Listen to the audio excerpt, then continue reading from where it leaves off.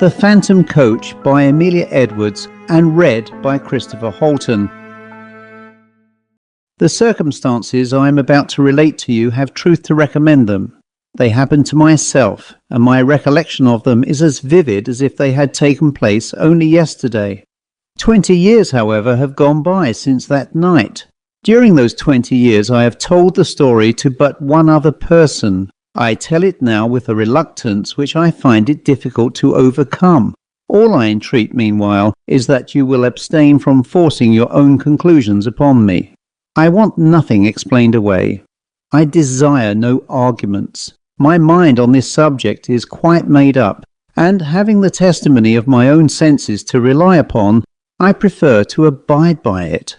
Well, it was just 20 years ago, and within a day or two of the end of the grouse season. I had been out all day with my gun, and had had no sport to speak of. The wind was due east, the month December, the place, a bleak wide moor in the far north of England, and I had lost my way.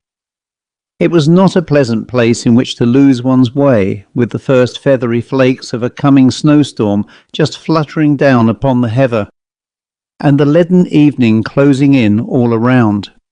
I shaded my eyes with my hand and stared anxiously into the gathering darkness, where the purple moorland melted into a range of low hills some 10 or 12 miles distant. Not the faintest smoke wreath, not the tiniest cultivated patch or fence or sheep track met my eyes in any direction. There was nothing for it but to walk on and take my chance of finding what shelter I could by the way. So I shouldered my gun again and pushed wearily forward, for I had been on foot since an hour after daybreak and had eaten nothing since breakfast.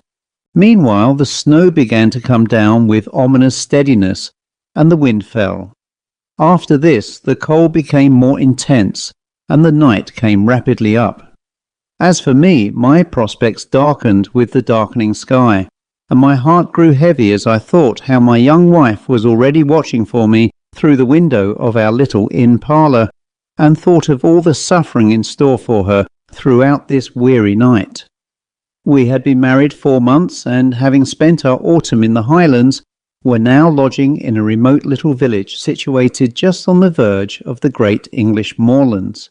We were very much in love and of course, very happy.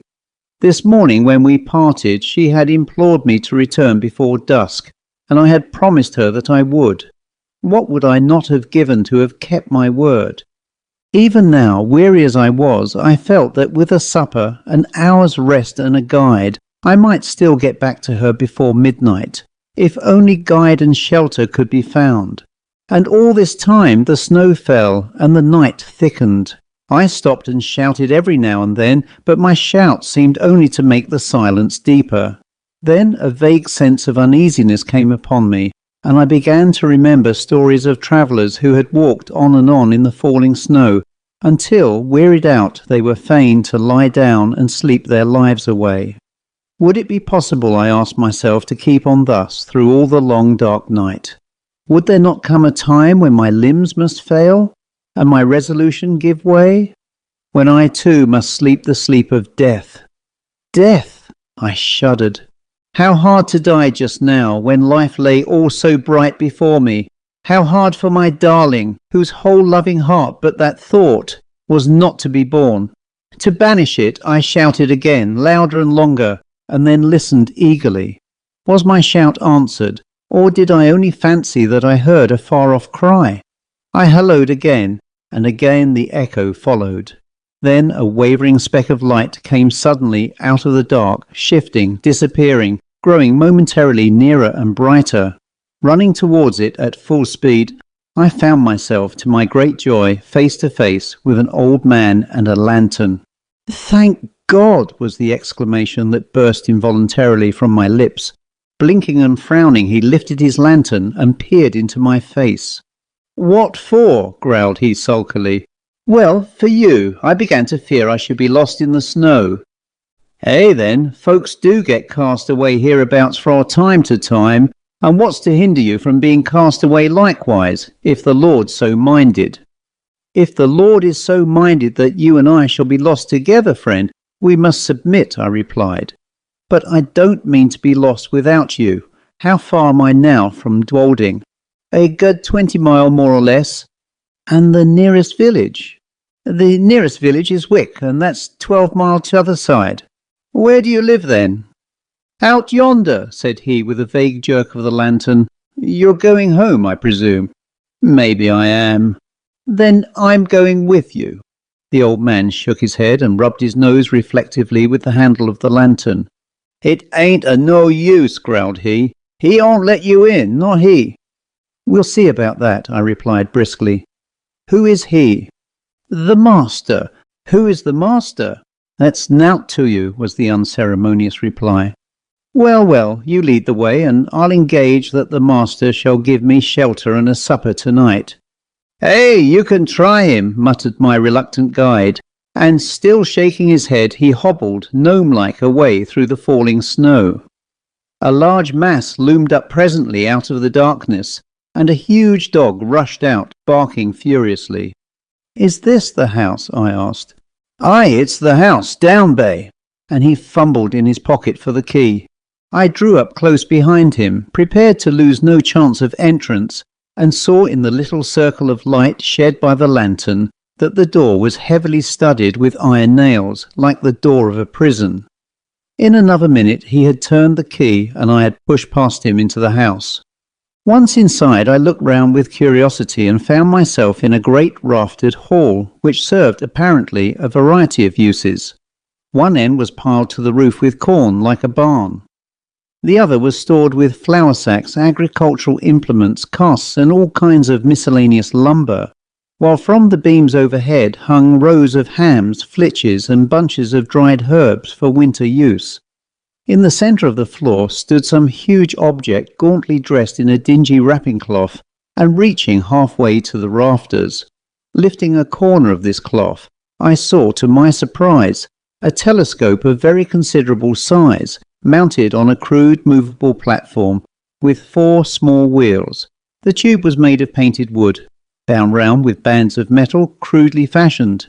The speculum, so far as I could estimate its size in the dim light, measured at least 15 inches in diameter.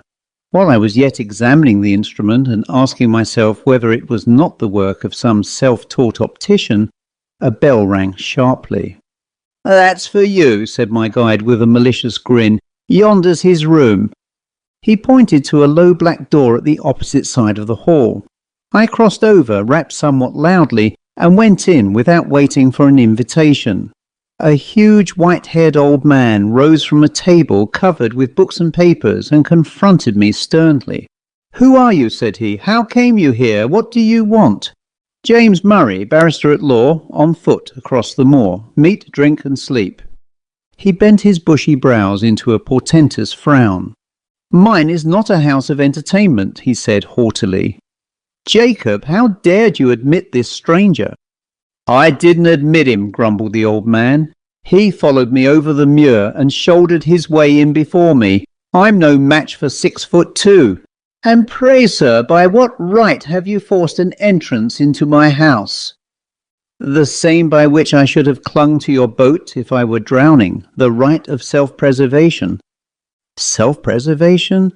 There's an inch of snow on the ground already, I replied briefly, and it would be deep enough to cover my body before daybreak.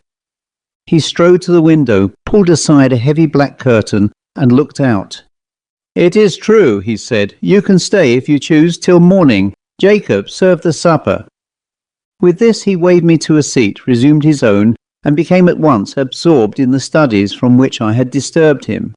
I placed my gun in a corner, drew a chair to the hearth, and examined my quarters at leisure.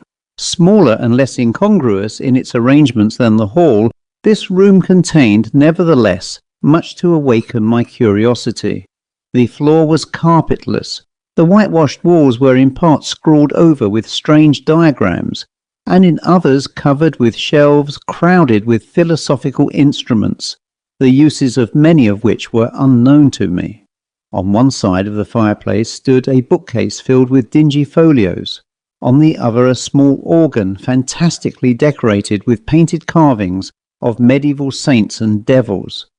Through the half-open door of a cupboard at the further end of the room, I saw a long array of geological specimens, surgical preparations, crucibles, retorts and jars of chemicals, while on the mantel-shelf beside me, amid a number of small objects, stood a model of the solar system, a small galvanic battery and a microscope. Every chair had its burden. Every corner was heaped high with books. The very floor was littered over with maps, casts, papers, tracings, and learned lumber of all conceivable kinds. I stared about me with an amazement increased by every fresh object upon which my eyes chanced to rest. So strange a room I had never seen. Yet seemed it stranger still to find such a room in a lone farmhouse amid those wild and solitary moors. Over and over again I looked from my host to his surroundings, and from his surroundings back to my host, asking myself who and what he could be. His head was singularly fine, but it was more the head of a poet than of a philosopher. Broad in the temples, prominent over the eyes, and clothed with a rough profusion of perfectly white hair, it had all the ideality and much of the ruggedness that characterizes the head of Louis von Beethoven. There were the same deep lines about the mouth and the same stern furrows in the brow. There was the same concentration of expression. While I was yet observing him, the door opened, and Jacob brought in the supper. His master then closed his book, rose, and with more courtesy of manner than he had yet shown, invited me to the table. A dish of ham and eggs, a loaf of brown bread, and a bottle of admirable sherry were placed before me. "I have but the homeliest farmhouse fare to offer you, sir," said my entertainer. "Your appetite, I trust, will make up for the deficiencies of our larder." I had already fallen upon the viands, and now protested, with the enthusiasm of a starving sportsman, that I had never eaten anything so delicious. He bowed stiffly and sat down to his own supper, which consisted primitively of a jug of milk and a basin of porridge. We ate in silence, and when we had done, Jacob removed the tray. I then drew my chair back to the fireside.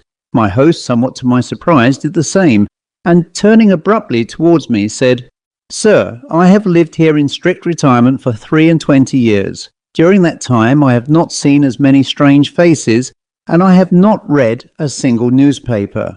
You are the first stranger who has crossed my threshold for more than 4 years. Will you favour me with a few words of information respecting that outer world, from which I have parted company so long?" "Pray interrogate me," I replied. "I am heartily at your service."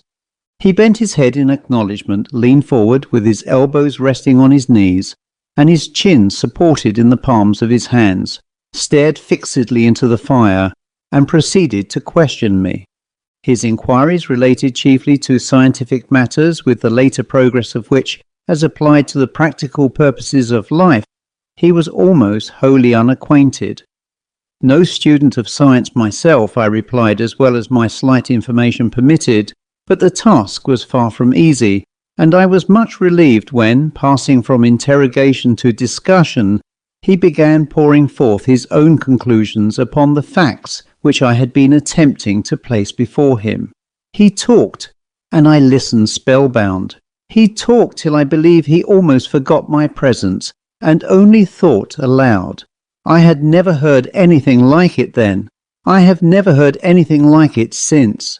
Familiar with all systems of all philosophies, subtle in analysis, bold in generalization, he poured forth his thoughts in an uninterrupted stream, and, still leaning forward in the same moody attitude, with his eyes fixed upon the fire, wandered from topic to topic, from speculation to speculation, like an inspired dreamer.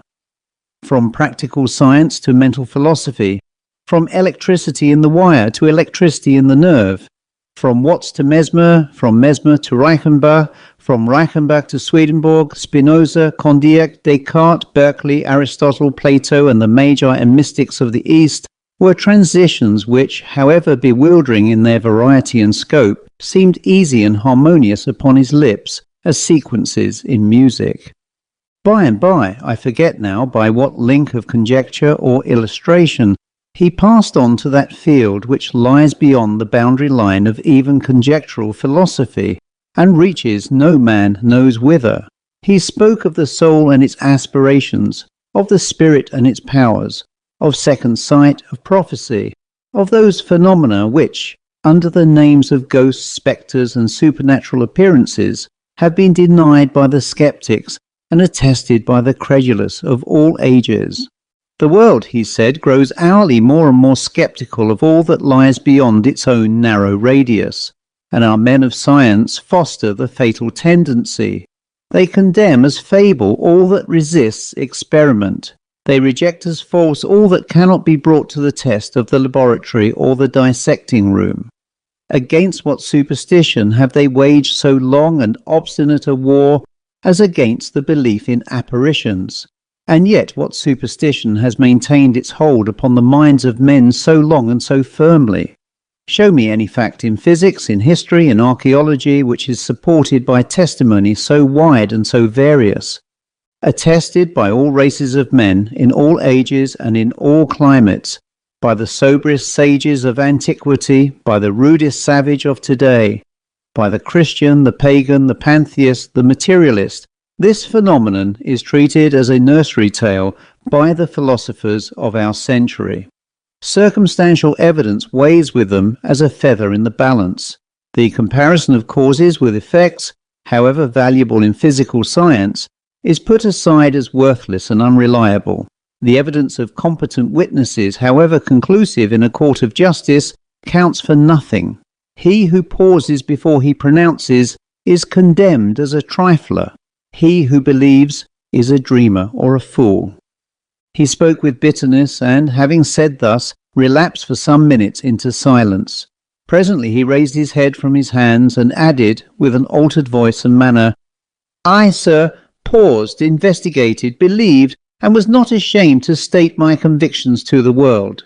I, too, was branded as a visionary, held up to ridicule by my contemporaries, and hooted from that field of science in which I had laboured with honour during all the best years of my life. These things happened just 23 years ago. Since then I have lived as you see me living now, and the world has forgotten me as I have forgotten the world. You have my history." "It is a very sad one," I murmured, scarcely knowing what to answer. "It is a very common one," he replied. "I have only suffered for the truth, as many a better and wiser man has suffered before me." He rose as if desirous of ending the conversation and went over to the window. "It has ceased snowing," he observed as he dropped the curtain and came back to the fireside. "Ceased!" I exclaimed, starting eagerly to my feet. "Oh, if it were only possible! But no, it is hopeless. Even if I could find my way across the moor, I could not walk 20 miles tonight."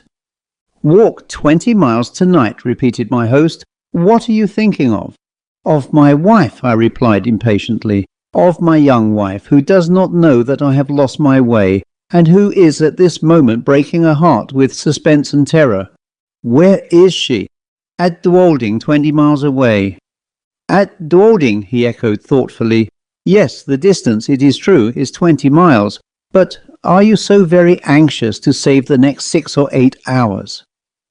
"So very, very anxious that I would give 10 guineas at this moment for a guide and a horse."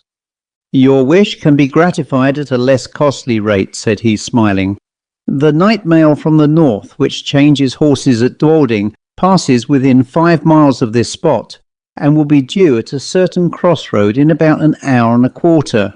If Jacob were to go with you across the moor and put you into the old coach road, you could find your way, I suppose, to where it joins the new one." "Easily, gladly." He smiled again, rang the bell, gave the old servant his directions, and, taking a bottle of whisky and a wine-glass from the cupboard in which he kept his chemicals, said, "The snow lies deep, and it will be difficult walking tonight on the moor. A glass of usquebaugh before you start?"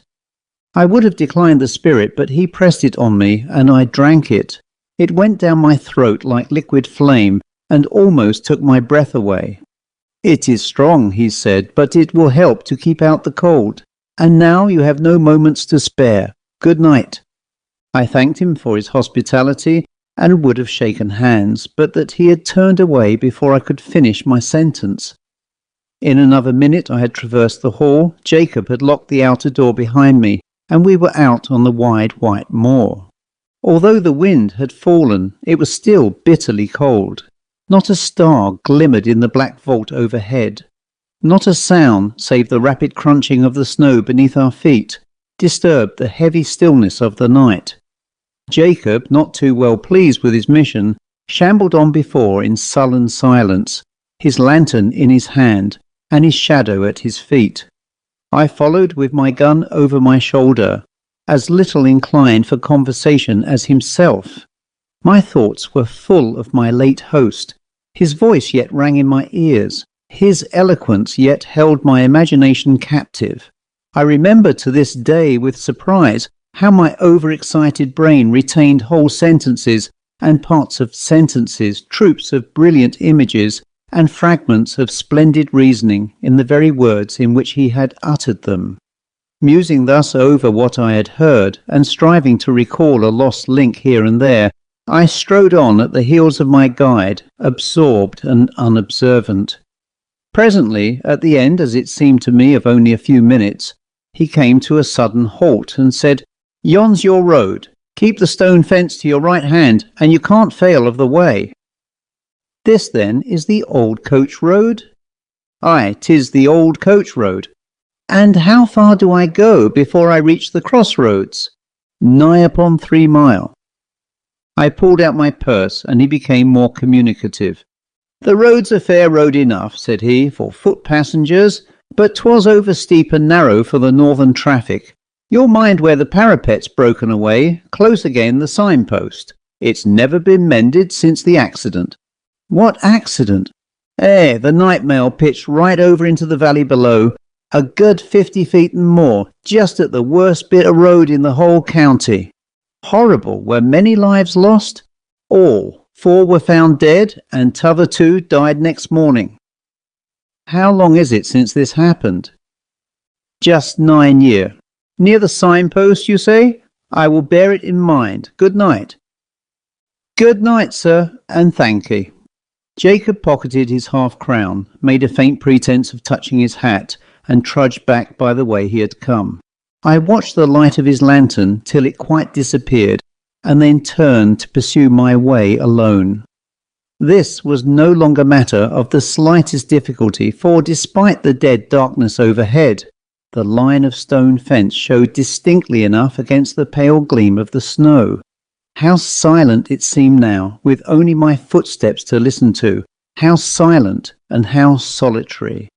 A strange, disagreeable sense of loneliness stole over me.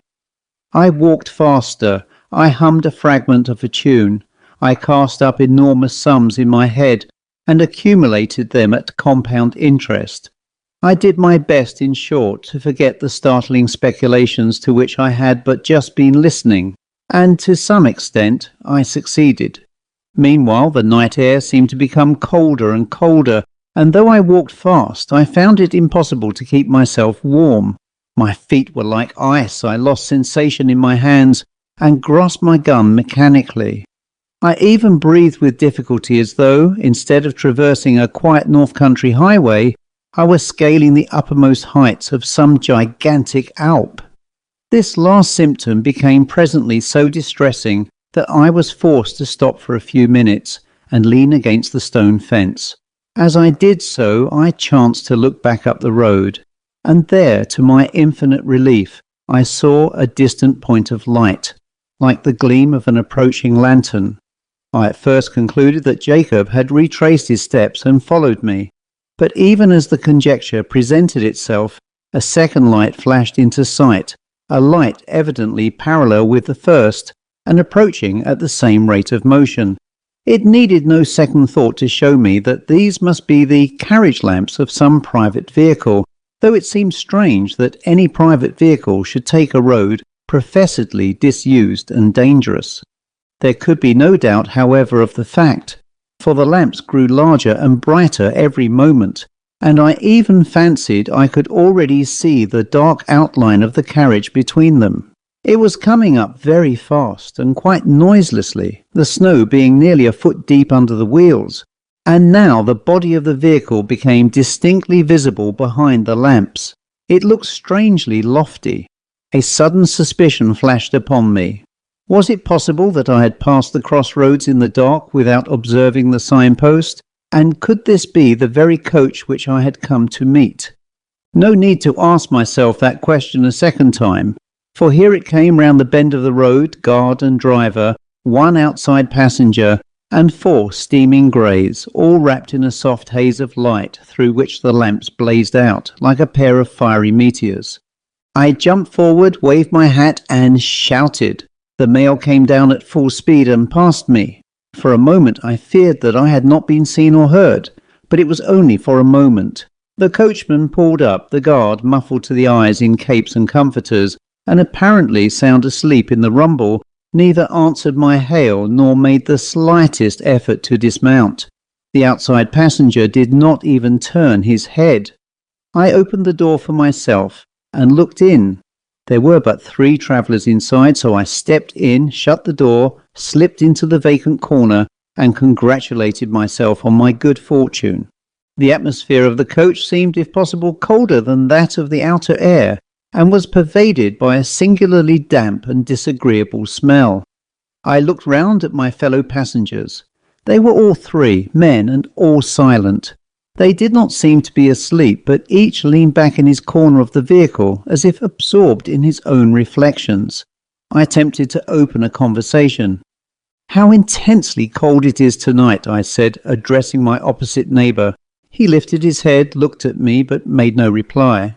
The winter," I added, "seems to have begun in earnest." Although the corner in which he sat was so dim that I could distinguish none of his features very clearly, I saw that his eyes were still turned full upon me. And yet he answered never a word. At any other time I should have felt and perhaps expressed some annoyance, but at the moment I felt too ill to do either. The icy coldness of the night air had struck a chill to my very marrow, and the strange smell inside the coach was affecting me with an intolerable nausea. I shivered from head to foot, and turning to my left-hand neighbour, asked if he had any objection to an open window. He neither spoke nor stirred. I repeated the question somewhat more loudly, but with the same result. Then I lost patience and let the sash down. As I did so, the leather strap broke in my hand, and I observed that the glass was covered with a thick coat of mildew, the accumulation, apparently, of years. My attention being thus drawn to the condition of the coach, I examined it more narrowly, and saw by the uncertain light of the outer lamps that it was in the last stage of dilapidation. Every part of it was not only out of repair, but in a condition of decay. The sashes splintered at a touch. The leather fittings were crusted over with mould, and literally rotting from the woodwork. The floor was almost breaking away beneath my feet. The whole machine, in short, was foul with damp, and had evidently been dragged from some outhouse in which it had been mouldering away for years, to do another day or 2 of duty on the road. I turned to the 3rd passenger, whom I had not yet addressed, and hazarded one more remark. "This coach," I said, "is in a deplorable condition. The regular mail, I suppose, is under repair." He moved his head slowly and looked me in the face without speaking a word. I shall never forget that look while I live. I turned cold at heart under it. I turn cold at heart even now when I recall it. His eyes glowed with a fiery, unnatural lustre. His face was livid as the face of a corpse. His bloodless lips were drawn back as if in the agony of death, and showed the gleaming teeth between. The words that I was about to utter died upon my lips, and a strange horror, a dreadful horror, came upon me. My sight had by this time become used to the gloom of the coach, and I could see with tolerable distinctness. I turned to my opposite neighbour. He too was looking at me with the same startling pallor in his face, and the same stony glitter in his eyes. I passed my hand across my brow. I turned to the passenger on the seat beside my own, and saw— oh, heaven, how shall I describe what I saw? I saw that he was no living man, that none of them were living men like myself. A pale phosphorescent light, the light of putrefaction, played upon their awful faces, upon their hair, dank with the dews of the grave, upon their clothes, earth-stained and dropping to pieces, upon their hands, which were as the hands of corpses long buried. Only their eyes, their terrible eyes, were living, and those eyes were all turned menacingly upon me. A shriek of terror, a wild, unintelligible cry for help and mercy, burst from my lips as I flung myself against the door and strove in vain to open it.